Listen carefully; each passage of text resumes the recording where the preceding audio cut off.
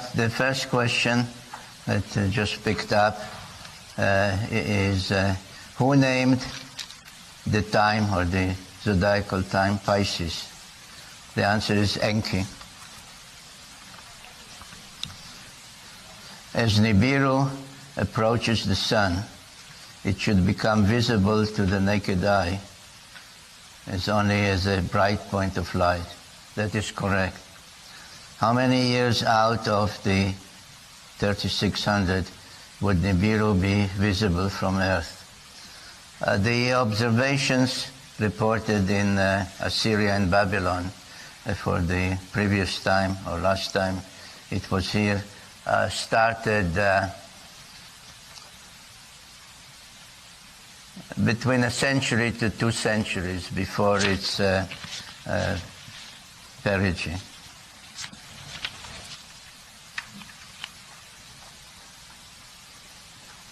The story of Enki that I translated from tablets. Where are those tablets now? Oh, they are all over various museums in England, at the Louvre, in Germany. Many are in Philadelphia, by the way.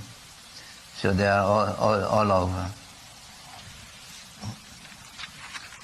The sources for the book, Lost Book of Enki, were about 800 different texts and fragments and etc.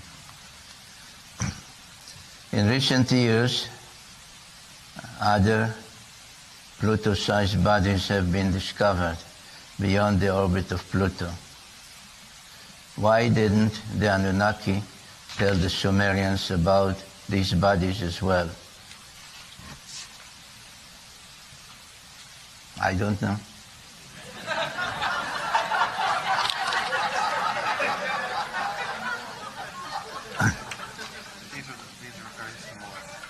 With such an extreme orbit, why isn't Nibiru a frozen planet, unable to sustain life? Well, that's really a very important question, because it keeps being asked.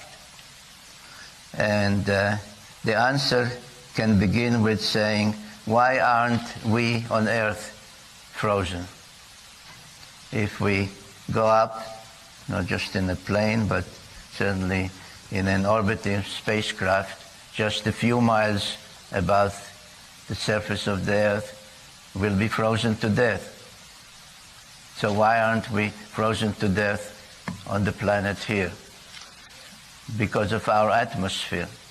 It's the atmosphere that keeps the heat. Now, most planets, and there are many studies, including very recent ones in the journal Science and Nature, about Jupiter. Jupiter, as an example, not only has internal heat from radioactive and other elements in the planet, but actually emits more heat out into space than it ever receives from the sun. So if a planet has its own natural internal heat, as virtually all the planets have, the question is, does it have an atmosphere? If it doesn't have an atmosphere, life would not be possible. Everything would freeze. If it has an atmosphere, it creates like a hothouse effect. And this was really the reason why the Anunnaki came here, because they were losing their atmosphere, and without finding a way, which was with gold, to protect it, life would end on their planet.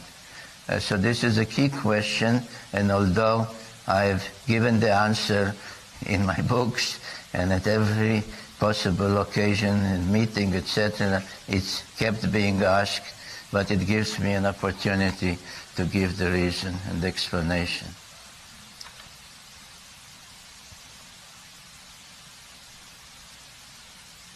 Well, it's another question more or less in the same vein.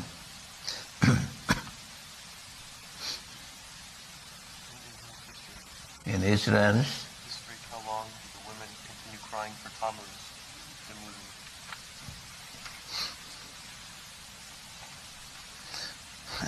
Well, it's not something I talked about today, but the question is, how long did the women in Israel, ancient Israel, cry for Tammuz, which was the name for the Sumerian god Dumuzi, who was killed, or his death was caused by his older half-brother Marduk. And it's a very interesting story, because it was supposed the two clans tried to make peace by intermarriage, and the goddess Inanna, better known as Ishtar, was betrothed to Dumuzi, a son of Enki. I don't know for how long, but certainly the reference in the Bible is at the time of the prophet Jeremiah. So this is 6th or so century BC.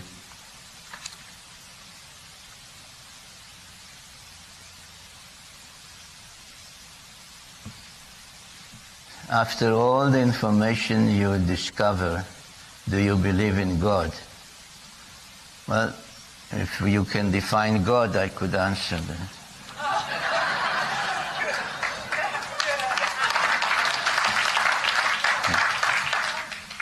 It's a good question, but it's very complex to answer unless the question is developed.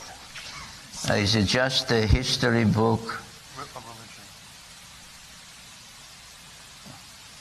Religion? Yeah, he wants the topic. Or is religion just a history book lesson? Or is there any merit to any of them, to all religions? Well, religion, in the narrow sense, began, like so many other things, in Sumer, which was the worship of the Anunnaki, gods with a small g. And then it diversified to national gods and to clans. Those who followed Marduk, those who followed Sin, those who followed Enki. They were given Egyptian names. They let people do the miracles. They were called Quetzalcoatl. So religion, I think, can be separated at least into two parts, probably into more. One is the one of ritual. You do this, you don't eat that, etc., which just developed over the ages and doesn't really, is not basic to faith. And the other is faith, in believing that there is some higher entity, and this leads to the question of God. I do believe that there is a universal creator. If any religion teaches that, then it's a valid religion.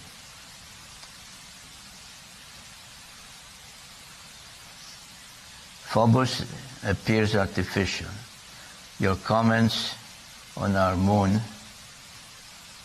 Oh, I should give comments on our moon. Is our moon artificial? No, our moon is not artificial.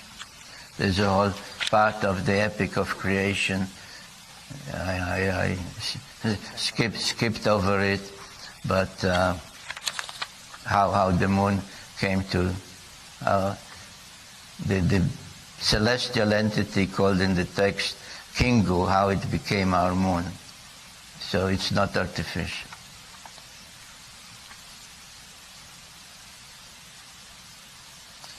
What do you think Anunnaki plans are for us on their return? Well, it depends who the leader now is, because the attitudes were different at the time of one of its nearing, when the great flood or deluge occurred, Enlil wanted to use the opportunity to wipe mankind off the face of the earth. Enki, who treated mankind more like his creations, because he and the goddess Ninhursag were involved in the genetic engineering, treated us more as, not us, but humans, as his creatures, his responsibility. So it all depends who is coming back now.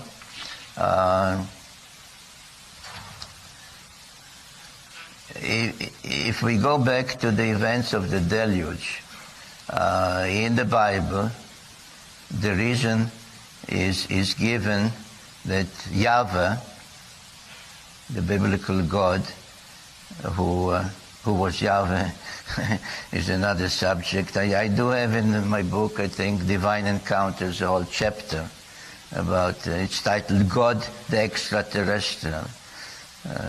And if it strikes you as odd, then by definition, if he's not one of us, then he's an extraterrestrial. So the Bible says that Yahweh, the antagonistic deity, which in the Sumerian text is Enlil,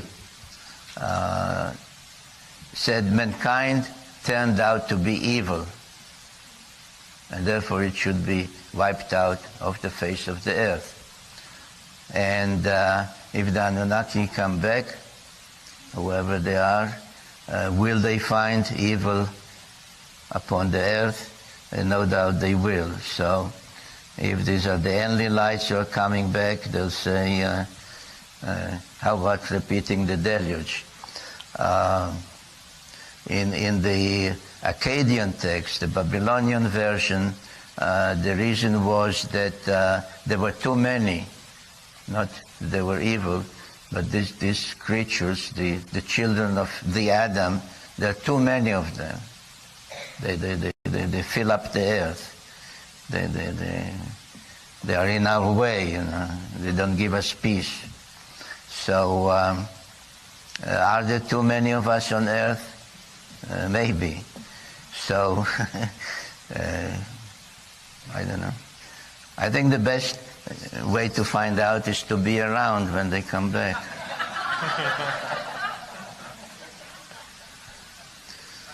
Are you training others to read the tablets? No, I have no time for that, but one can learn.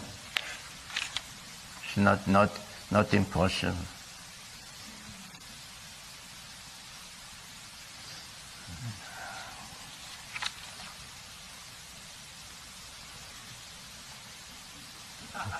We have another half hour. Do you know from the interpretation of the tablets if Earth is the only planet they visited to mine for gold? Well, they definitely visited Mars, but if the question is limited to mining for gold, there's no text that I know of that says so. So we might be the only golden planet.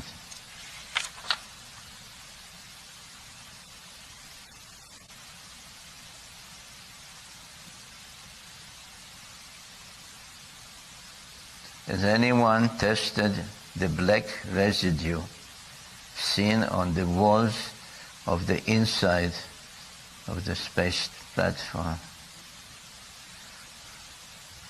Well, some of the walls are blackened, but I don't know of anyone testing it.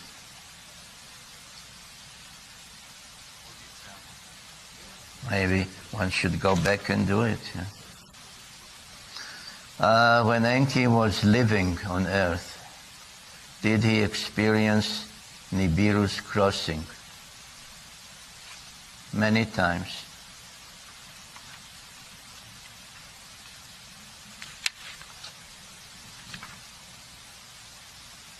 Do you feel that what's going on in Iraq is influenced by the knowledge of the eventual return of the Anunnaki?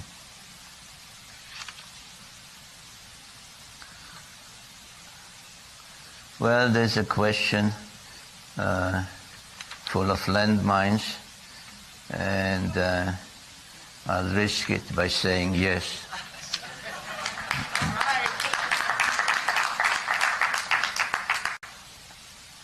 Why do you think NASA and our government, I thought that NASA is part of our government, is so afraid to admit the truth about Mars?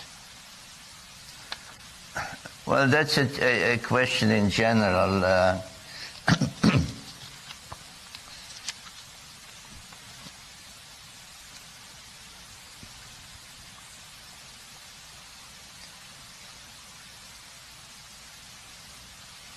I have not shown today, I think.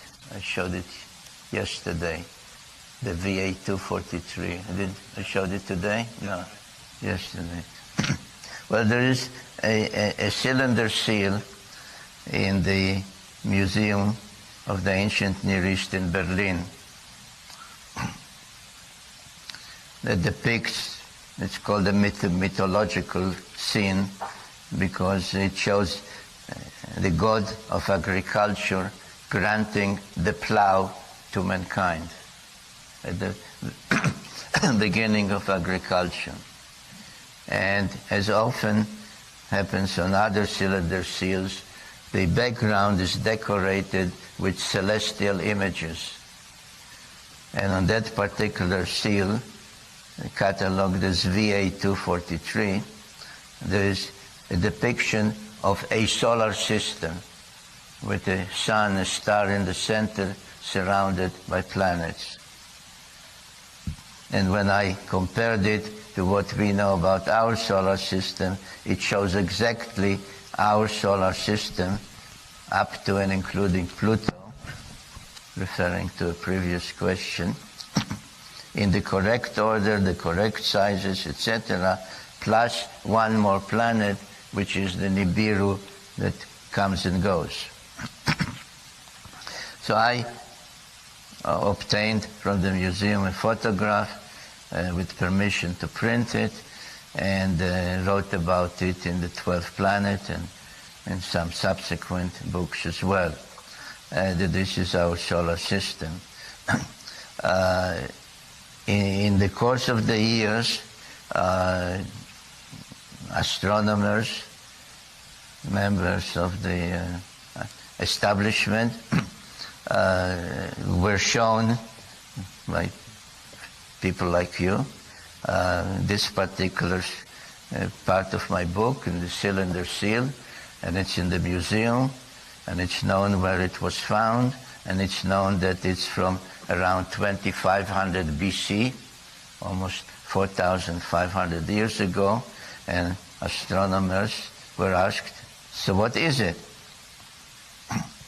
One case, which is not the part I wanted to tell you, well, I'll tell you that part too, but one instance was, and I get a fax about it, one astronomer, a well-known astronomer, a respected astronomer, who was shown that, says, well, this is definitely a depiction of a solar system, a star, a sun surrounded by planets.